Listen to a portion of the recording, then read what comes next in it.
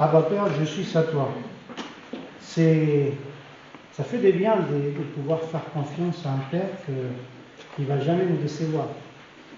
Et il tend ses bras vers nous et nous, on peut se lâcher. Et ça, c'est le grand Dieu que nous, on a, qui n'a pas pensé à donner son Fils unique, Jésus-Christ. Et pour vous, pour nous, dans cette foi-là. Et il n'a pas resté là, il a ressuscité. Et ça, c'est le message que peut changer notre vie. Donc, c'est parti, et c'est pas que c'est fini, mais on va passer à une autre partie, et une partie avec la parole de Dieu, parce qu'on sait que la parole de Dieu, c'est celle qui peut faire un œuvre dans notre vie. Donc, juste avant de passer à ça, je ne sais pas s'il y a d'autres annonces. D'habitude, nous, on partage s'il y a des anniversaires, je ne sais pas si les anniversaires non plus. Donc, au moins, je n'ai pas des anniversaires. Quand on passe la quarantaine, on n'a plus d'anniversaire, n'est-ce pas? On n'a plus d'anniversaire, on est bien. Et il y a les corbeilles, si vous voulez donner une offrande, et à la fin du culte, il y a les corbeilles là-bas sur une table.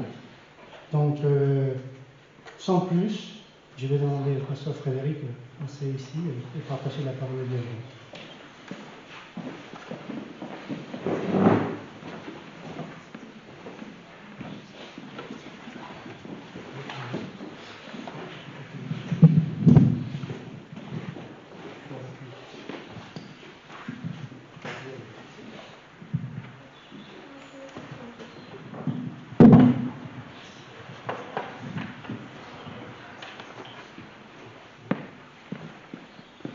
Bonjour à tous. Je suis vraiment très heureux de vous revoir, même masqué de vous revoir pour cette cérémonie. Ah, merci. C'est mieux s'il est allumé. Ce temps de... C'est bien qu'il soit allumé, mais il va falloir que je ne souffle pas dessus. Alors je recommence.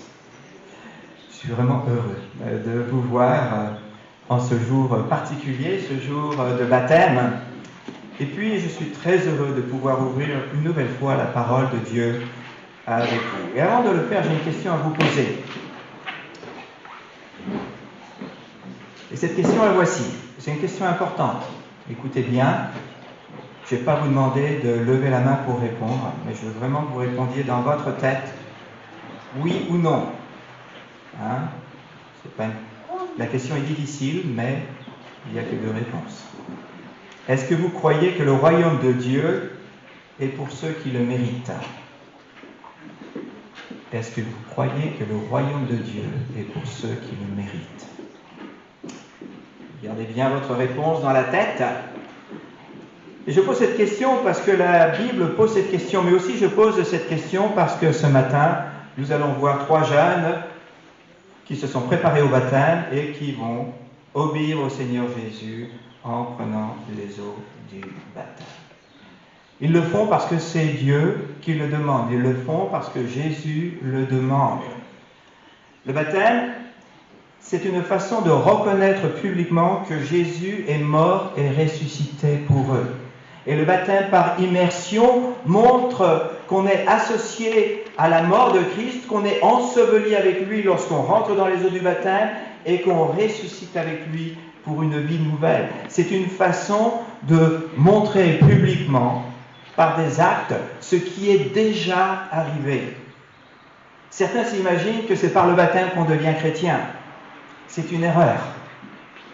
On se fait baptiser parce qu'on est chrétien, parce qu'on a reçu Jésus-Christ. Dans ce monde, il y a deux types de religions.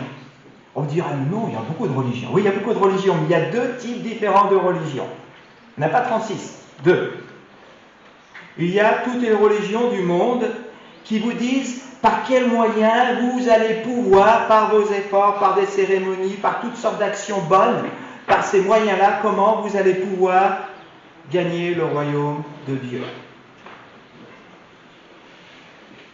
Ce sont des religions où on vous dit comment faire, quelles actions accomplir pour gagner le royaume de Dieu. Et puis, il y a une autre religion, il n'y en a pas 36 en fait, il y en a une, qui est dans un camp un petit peu à part, qui nous dit que personne n'est capable de satisfaire à la sainteté de Dieu, que personne n'est capable d'être appelé enfant de Dieu si ce n'est Dieu qui accorde sa grâce à la personne, et cela par le moyen de la foi. Alors, d'où ma question, est-ce que vous croyez que le royaume de Dieu est pour ceux qui le méritent? J'espère que vous n'avez pas répondu oui. Mais peut-être que vous avez répondu oui. Alors j'ai une bonne nouvelle pour vous. Vous pouvez changer d'avis. Vous avez le droit de changer d'avis. Et j'espère que vous allez le faire. Parce que j'aimerais que nous lisions ensemble dans l'évangile de Luc, au chapitre 18, une histoire, une parabole que Jésus a donnée pour expliquer aux gens bien de son époque, les pharisiens, qui étaient vraiment les gens bien, les gens que vous vouliez inviter chez vous. Lorsque ces gens venaient chez vous, les pharisiens, à cette époque, c'était les notables de la ville et vous vous sentiez honoré de les avoir. C'était les bons voisins, c'était les gens pieux, les gens bien. Et Jésus va leur donner une parabole pour leur montrer qu'ils ne sont pas sur la bonne voie. Luc chapitre 18, et nous allons lire à partir du verset 9, nous lisons du verset 9 jusqu'au verset 14 inclus. Jésus raconta aussi une parabole pour ceux qui étaient convaincus d'être justes et méprisaient les autres. 2 hommes montèrent au temple pour prier, un pharisien et un collecteur d'impôts.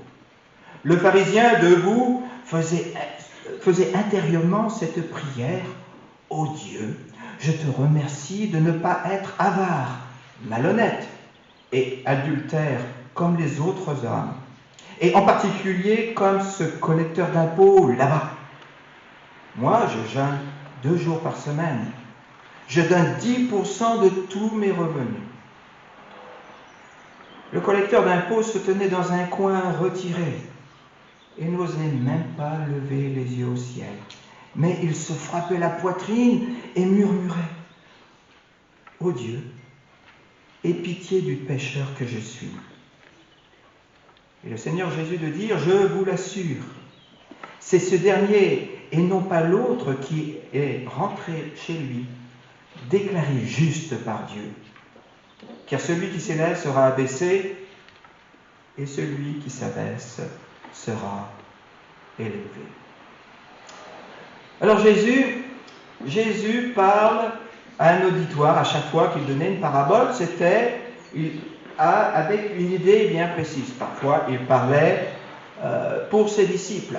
Parfois, il parlait pour les foules. Mais là, son auditoire, bien sûr, c'est les disciples, mais plus large que cela. Et sa parabole est adressée à un groupe particulier, ceux qui étaient convaincus d'être justes et méprisaient les autres. Alors ça, c'est une caractéristique des personnes qui pensent avoir tout compris. C'est de penser qu'ils sont supérieurs aux autres. Dans la parole de Dieu, souvent, on parle des riches. On parle des riches, et pas en bien. Pas en bien, parce que justement, les riches, ayant eu du succès dans cette vie, s'imaginent être supérieurs aux autres et n'ayant besoin de rien. Et là, le Seigneur Jésus les prévenait de faire très très attention. Ils étaient eux aussi sur cette mauvaise voie. Mais ici, il ne s'agit pas des riches. Il s'agit des gens bien. Il s'agit des gens pieux. Il s'agit des gens qui sont admirés par la société. Ici, dans ce cas précis, il s'agit des pharisiens. On le voit parce qu'il raconte cette histoire de 2 personnes qui vont au temple. Alors, les Juifs de cette époque allaient au temple pour prier. Ils allaient au temple aussi pour faire différents sacrifices, mais ils allaient de façon régulière au temple pour prier. Et donc, nous trouvons deux juifs qui sont au temple pour prier. Un qui est un pharisien et qui est debout. Il est debout, alors il ne faut pas s'imaginer que là c'est pas bien, hein. De prier debout, c'était la position normale. Alors bien sûr, dans la Bible, on peut prier à genoux, on peut prier allongé par terre, on peut prier dans toutes les positions imaginables, hein. Il n'y a pas une position. Mais lorsqu'on priait en public, de prier debout, c'était la position normale. Et il lève les yeux au ciel, ce qui est aussi la position normale, et donc il prie en faisant intérieurement cette prière au Dieu. Alors, ça commence bien. Il prie qui? Dieu. Hein, le Dieu d'Israël, le Dieu d'Abraham, le Dieu de ses pères, ô Dieu.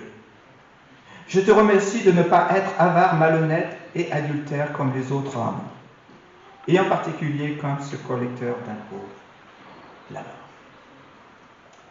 Alors, il commence en rendant grâce à Dieu.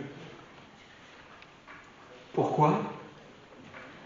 Pourquoi est-ce qu'il rend grâce à Dieu?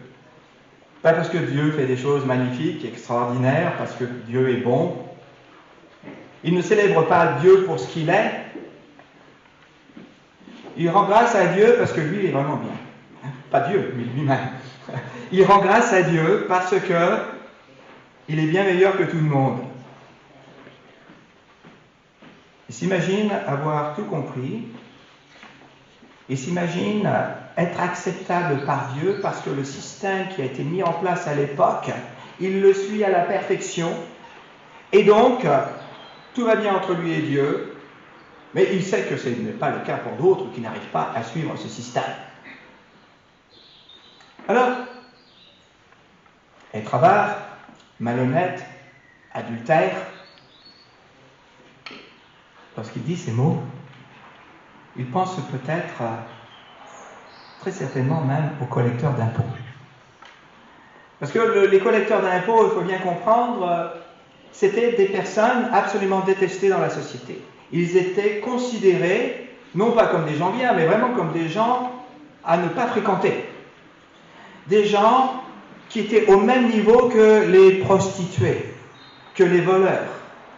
Parce que collecteur d'impôts, à cette époque, c'était une charge que l'on achetait. On payait l'État romain pour pouvoir après collecter des impôts pour le donner aux Romains. Et les Romains disaient, pour tel secteur, il faut que cette année, vous rentriez tant d'argent, tant d'impôts. Et puis vous allez être payé avec tout ce que vous avez rentré en plus.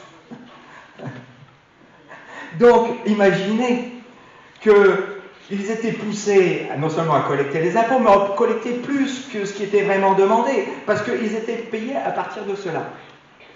Imaginez dans quel pays on vivrait si les policiers, imaginez ça, les gendarmes, étaient payés par les amendes qu'ils donnaient aux gens. Alors on leur dirait, il vous faut rentrer tant d'argent en amende par mois, et puis si vous rentrez plus, ça sera votre paye. Ça c'est inquiétant. Il y aurait cette tentation normale de vouloir mettre beaucoup d'amendes. Eh bien, les collecteurs d'impôts, ils donnaient beaucoup d'impôts. Et puis en plus, ils le faisaient pour l'État romain. Donc ils étaient traîtres à leur nation, et en plus, ils étaient considérés comme des voleurs. Vous n'avez rien à voir avec les collecteurs d'impôts, rien à faire avec eux. Alors ce qui est assez intéressant, c'est que un des disciples de Jésus, un des apôtres, était lui-même collecteur d'impôts.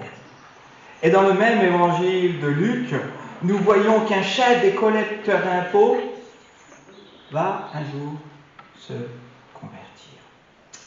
Parce que Jésus était venu justement pour les pécheurs. Il était venu pour les gens qui se reconnaissaient pécheurs, qui se reconnaissaient condamnables par Dieu. Mais le pharisien, lui, n'est pas condamnable par Dieu puisqu'il n'est pas comme les autres, il n'est pas malhonnête, il n'est pas avare, il n'est pas adultère, du moins, il n'a pas commis l'acte d'adultère. Il n'est pas avare, mais est-ce que tout ce qu'il a appartient vraiment à Dieu? Il n'est pas malhonnête. Enfin bon, admettons qu'il ait raison et que ce soit quelqu'un qui essaye de vivre de façon intègre. Est-ce que c'est suffisant pour être acceptable à Dieu? Eh bien, le pharisien dit non, c'est pas assez. C'est bien de ne pas faire la mauvaise chose, mais je fais aussi des bonnes choses. Et il continue dans sa prière. Alors, remarquez que cette prière est assez étonnante. Parce que, qu'est-ce qu'il dit sur Dieu? Rien du tout. Rien. Oh Dieu, je te remercie que je suis vraiment quelqu'un qui ne fait pas de péché, et puis je suis quelqu'un de bien, qui fait des bonnes choses. En fait, toute cette prière est centrée sur lui-même. C'est assez extraordinaire. Avec les jeunes gens qui se sont préparés au baptême, on a étudié ce que c'était que la prière. Et on a vu que dans la prière, il y avait plusieurs parties normalement. Normalement, on adore Dieu. Notre Père qui es aux cieux, que ton nom soit sanctifié, que ton règne vienne, que ta volonté soit faite sur la terre comme au ciel. On reconnaît qui est Dieu. On le remercie aussi pour les choses qu'il a faites. Et puis on lui demande pardon. On lui demande pardon pour les choses qui ne lui plaisent pas. Et puis, on peut aussi lui demander des requêtes. Dire, Seigneur, j'ai besoin de ton aide pour ceci, ou Seigneur, j'aimerais prier pour telle personne qui est dans la difficulté. Seigneur, j'aimerais te remettre cette situation. Il ne fait aucune de ces choses. Il n'y a aucune requête. Il y a une action de grâce, mais c'est pour remercier Dieu parce qu'il est vraiment quelqu'un de superbe. Et d'ailleurs, au passage, le dernier chant qu'on a chanté, c'est très beau et c'est presque biblique. Je dis c'est presque biblique. Mais Dieu n'a pas rêvé au jour où je pourrais l'aimer. Dieu a prévu depuis avant le commencement du monde qu'il me choisirait pour me pardonner de mes fautes, afin que je puisse lui rendre gloire pour l'éternité. Alors c'est vrai qu'il m'a aimé en Christ, et qu'en retour je dois l'aimer. Mais alors peut-être c'est une mauvaise traduction de l'anglais, je ne sais pas d'où vient le chant, je réagis un petit peu comme ça. Mais le terme rêver me dérange totalement. Alors Dieu a prévu d'avance. Il ne rêve pas. Il est souverain. Et il appelle les hommes et les femmes à venir à lui pour être sauvés. Et lorsque les hommes et les femmes viennent à lui pour être sauvés, c'est parce que Dieu fait dans leur cœur ce travail où ces personnes se rendent compte qu'elles sont pécheresses et qu'elles ont besoin du salut que Dieu accorde. Bon, revenons à mon texte. C'était un petit aparté. Écoutez bien les chants qu'on chante. Réfléchissez à ce que l'on dit. Souvent c'est juste. Des fois c'est presque ça.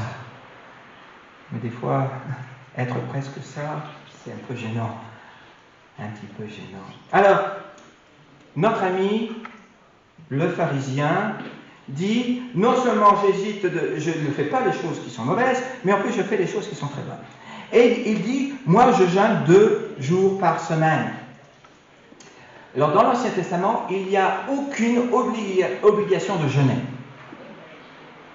On voit souvent les gens qui jeûnaient par contre. Mais il n'y a pas d'ordre de jeûner. Alors peut-être qu'il y en a un. C'est un jour de l'année, lorsqu'il y avait un sacrifice, le sacrifice pour le péché, les péchés du peuple. Lorsqu'il y avait ce jour de sacrifice, eh bien, les personnes étaient appelées à l'humiliation. Le jour de l'expiation, on voit ça dans les Lévitique au chapitre 16, verset 29, n'y tournez pas, mais je vous le lis. le jour de l'expiation, c'était le 10e jour du 7e mois, vous vous humilierez et vous ne ferez aucun travail ce jour-là. Et les Juifs avaient compris que s'humilier, c'était aussi jeûner. Donc, dans leur tête, il y avait un commandement, un jour dans l'année où ils devaient jeûner, c'était le jour de l'expiation. Le jour où les péchés étaient pardonnés pour tout le peuple. Ce jour très particulier. Mais là, il dit, moi, c'est pas une fois dans l'année que je jeûne, mais c'est 2 fois par semaine. Et on a trouvé des documents qui nous disaient, en effet, qu'à cette époque, les gens bien, sérieux, religieux, pieux, jeûnaient 2 fois par semaine, le lundi et le jeudi. Alors, il n'y a rien de mauvais à ça. Mais tout dépend pourquoi est-ce qu'on jeûne. Est-ce que c'est pour se justifier devant Dieu? Pour dire, Dieu, voilà, regarde, moi je jeûne 2 fois par semaine, je suis quelqu'un de bien, donc je fais partie de ta famille? Ou est-ce pour rechercher la face de Dieu, de façon plus profonde? Alors il dit, bon, je jeûne 2 fois par semaine, et puis il dit quoi? Je donne 10% de tous mes revenus. Et alors là, c'était une règle de l'Ancien Testament où, on appelle ça la dîme, où on devait donner 10% de tous les revenus. Mais les pharisiens, à cette époque-là, étaient venus très pointilleux de ce qu'ils considéraient comme revenus. Et ils s'étaient dit, bon, normalement, ce sont les grandes récoltes qui sont considérées comme étant des revenus. Ça, on va donner 10%. Mais nous, on va même donner les 10% des herbes aromatiques de notre jardin. Ils comptaient même les herbes aromatiques. Donc ils allaient plus loin que ce que demandait Dieu. Et ils s'imaginaient qu'en faisant cela, alors ils étaient acceptés par Dieu. C'est pour ça que ce pharisien ne dit pas « Seigneur, pardonne-moi mes fautes et mes péchés ». Il n'a pas de fautes et de péchés. Tout va bien pour lui. Il n'a aucun sens de la véritable sainteté de Dieu. Car la Bible dit « Vous serez saints car je suis saint ». Et le Seigneur Jésus, dans le Nouveau Testament, interprète cela en disant « Vous devez être parfaits comme votre Père Céleste est parfait ». Et ce n'est pas une question d'être meilleur que les autres. C'est une question d'être aussi juste, aussi saint que Dieu. Alors c'est vrai que si on se compare aux autres, c'est pas trop mal. Moi j'aime toujours voir les statistiques des gens. Ça me fait toujours un peu rigoler. Est-ce que vous conduisez bien? Bah, bien sûr. La plupart des gens disent « Je suis un bon conducteur. Je suis meilleur que les autres. » Mais ça, c'est la grande majorité qui pense ça. Est-ce que vous pensez être meilleur que les autres? Peut-être vous l'êtes, c'est possible. Mais vous savez quoi? Ça ne vaut rien devant Dieu. Parce que devant Dieu, vous n'êtes peut-être pas adultère. Mais le Seigneur Jésus disait que si on regardait quelqu'un et qu'on avait des désirs vis-à-vis d'une personne qui n'était pas notre époux, notre épouse, à ce moment-là, on commettait l'adultère dans notre cœur. Jésus-Christ disait que si on s'imaginait ne pas être meurtrier parce que on n'avait tué personne, eh bien que si on s'était mis en colère, on avait de la haine vis-à-vis de quelqu'un, eh bien on avait commis un meurtre dans notre cœur. Et on était compté comme meurtrier aux yeux de Dieu. Et lorsque Jésus dit donc d'être parfait comme le Père est parfait, que lorsque l'Ancien Testament nous dit d'être saint comme Dieu est saint, d'un seul coup, ce n'est pas par rapport aux autres qu'on doit se juger, mais c'est par rapport à Dieu. Et alors là, les amis, aucun d'entre nous n'y arrive. C'est pour ça que le collecteur d'impôts, qui se tenait dans son coin, il était dans son coin, collecteur d'impôts, il n'osait pas se rapprocher des autres, parce que les autres ne voulaient pas de lui d'ailleurs. Non seulement il se savait rejeté par Dieu, punissable devant Dieu, mais il savait que les autres aussi ne l'appréciaient pas. Donc il se tient dans son coin, il sait qu'il est misérable, il sait qu'il est pécheur, il sait qu'il ne peut rien dire à Dieu qui pourrait changer sa situation. Il est perdu. Et donc qu'est-ce qu'il fait? Il n'ose même pas lever les yeux au ciel, mais il frappait la poitrine et murmurait « Ô Dieu, aie pitié du pécheur que je suis. Aie pitié du pécheur que je suis. » Alors le terme qui a été traduit par « aie pitié de », c'est un terme assez particulier dans le grec qui a cette notion d'être apaisé. Dieu soit apaisé vis-à-vis de moi. Dieu enlève ta colère vis-à-vis de moi. Dieu devient propice vis-à-vis de moi. Il s'est colère contre lui. Il sait très bien que Dieu devrait le juger et le condamner à être loin de lui pour l'éternité. Tout cela, il le sait, il n'a aucun doute. Et il se jette à la grâce et à la miséricorde de Dieu. Ce terme un petit peu particulier dont je vous ai parlé, qui est dit donc « aie pitié de moi », c'est un verbe qui est utilisé dans Hébreux au chapitre 2 et au verset 17, où Jésus est considéré comme étant le grand prêtre qui a expié les péchés de son peuple. C'est le même terme.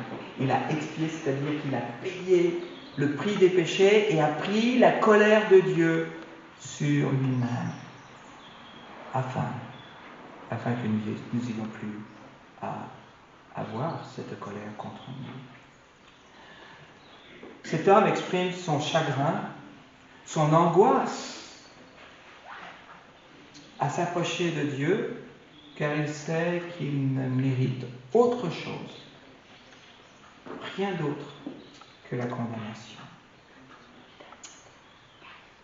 Il n'apporte rien à Dieu, il sait qu'il ne mérite rien devant Dieu que la colère de Dieu.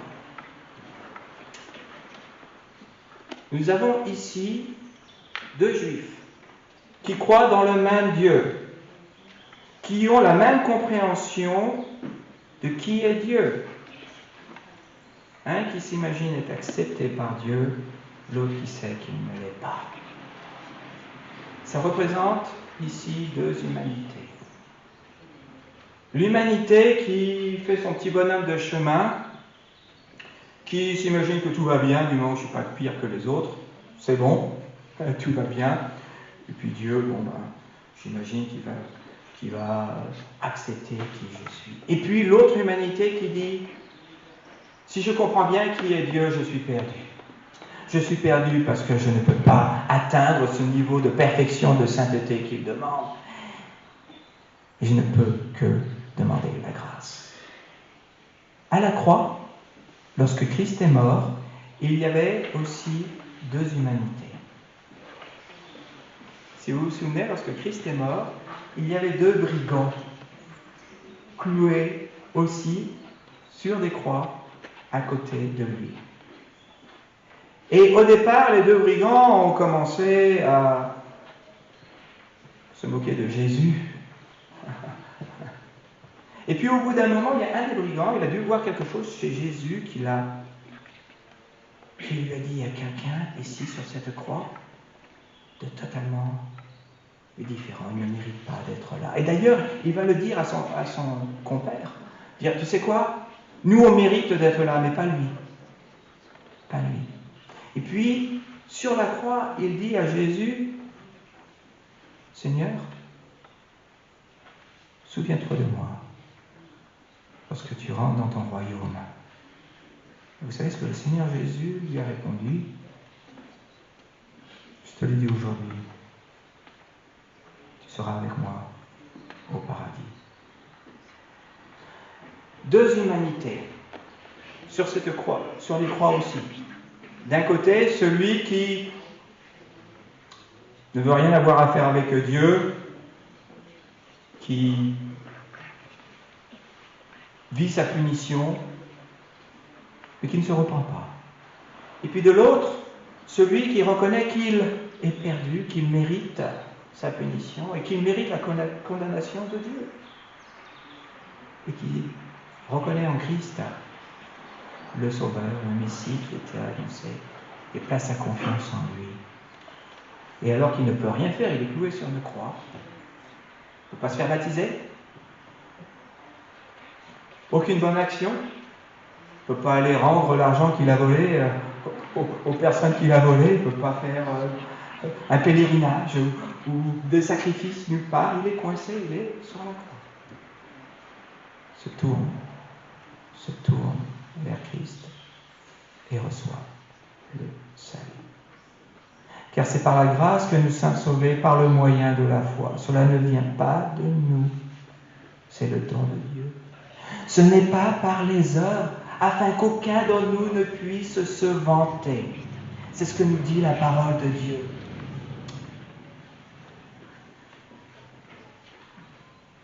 Jésus continue son histoire en disant « Je vous l'assure, c'est ce dernier, c'est ce collecteur d'impôts, et non pas l'autre, c'est-à-dire non pas le pharisien, qui est rentré chez lui déclaré juste par Dieu. » Il a été déclaré juste. C'est pas qu'il était juste. Vous comprenez bien, c'est un pécheur notoire. Il a été déclaré juste. Et la chose que vous devez comprendre ce matin, c'est ceci. C'est que c'est Dieu qui nous regarde et qui sait qui nous sommes, totalement, complètement, chacun d'entre nous. Et que la mauvaise nouvelle, c'est que nous sommes tous pécheurs. Et pas nous-mêmes tous condamnables devant Dieu. Alors certains exagèrent plus dans le péché que d'autres. C'est vrai. Certains se vautrent dans le péché plus que d'autres. C'est vrai. Mais aucun d'entre nous n'est acceptable devant Dieu. Si vous vous imaginez que vos bonnes actions vont compenser vos mauvaises actions, alors, les amis, vous n'avez pas compris ce qu'enseigne la Bible. Parce que la Bible n'enseigne pas cela. Si vous pensez que venir à l'église, donner des sous dans la corbeille à la fin du culte, je vous encourage à le faire, c'est très bien. Mais en même temps, si vous imaginez que c'est ça qui va vous sauver, et que ça va compenser vos mauvaises actions, alors vous n'avez rien compris de la grâce de Dieu. La grâce de Dieu, elle vous est accordée gratuitement. Alors que nous étions encore pécheurs, Christ est mort pour nous. Dans Romains, au chapitre 3, il est dit ceci, au verset 20, « Personne ne sera déclaré juste devant lui, c'est-à-dire devant Dieu, parce qu'il aura accompli les œuvres demandées par la loi. En effet, la loi produit seulement la connaissance du péché. » Si on a bien compris la loi de Dieu, on comprend qu'elle nous dépasse, qu'on n'y arrivera pas. Parce que la loi de Dieu nous dit non seulement de bien faire, mais de penser bien. D'avoir une attitude qui est juste et bonne en tout moment. Et aucun de nous ne peut prétendre être là. Et si vous prétendez être là, c'est que vous vous trompez vous-même. Vous pouvez essayer de vous tromper vous-même, mais vous ne pouvez pas tromper Dieu. Vous pouvez tromper les autres. Et pourquoi ? Pour vous perdre. Le pharisien s'imaginait que la loi qu'il suivait allait l'amener à être juste devant Dieu. Et Paul nous dit non. Et il continue au verset 22, Dieu déclare les hommes justes par la foi en Jésus-Christ. Et cela s'applique à tous ceux qui croient. Car il n'y a pas de différence entre les hommes. Tous ont péché en effet et sont privés de la gloire de Dieu. Et ils sont déclarés justes par sa grâce. C'est un don que Dieu leur fait par le moyen de la délivrance apportée par Jésus-Christ. Et il continue en disant, qu'est-ce que fait Jésus-Christ ? Eh bien, En Jésus-Christ, Dieu l'a offert comme une victime destinée à expier les péchés, à payer le prix de nos péchés, pour ceux qui croient en son sacrifice. Les 3 jeunes gens qui vont être baptisés ce matin ont cru au sacrifice de Christ. Ils ont placé leur confiance en Christ. Ils sont jeunes, ils ont encore plein d'espoir et d'espérance sur ce qu'ils vont être dans leur vie. Et je leur souhaite tout le bonheur et toutes les bonnes choses de la vie. Mais s'ils vivent avec Dieu, ils vont s'apercevoir, plus ils avanceront dans leur vie, combien ils sont loin d'être aussi justes qu'ils devraient être. Combien ils sont encore loin d'être à l'image de Jésus-Christ. Car oui, Dieu a commencé une œuvre dans leur cœur. Lorsqu'ils ont placé leur foi en Christ, ils sont devenus enfants de Dieu. Et cela, c'est un cadeau, c'est par la grâce.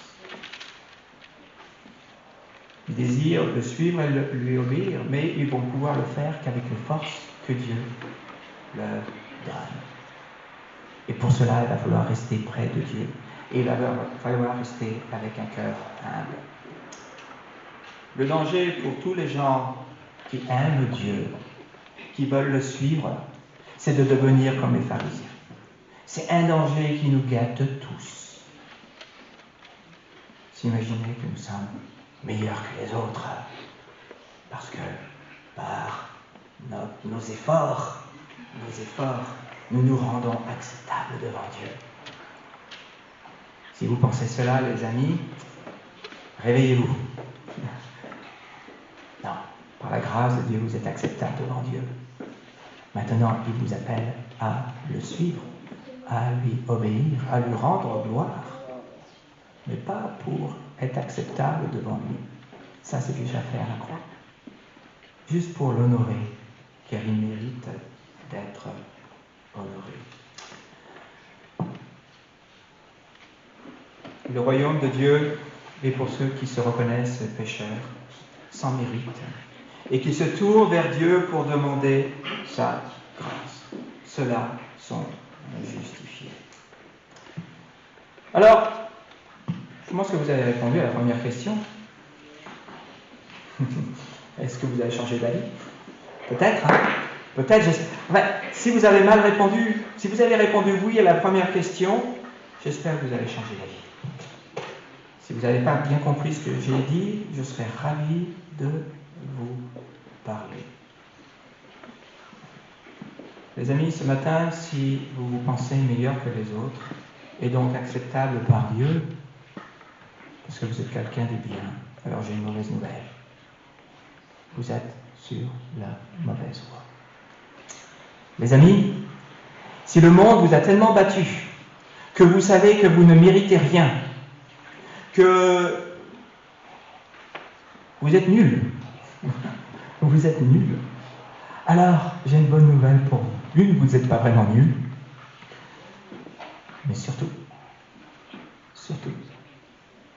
vous avez été mis dans la position de venir à Dieu sans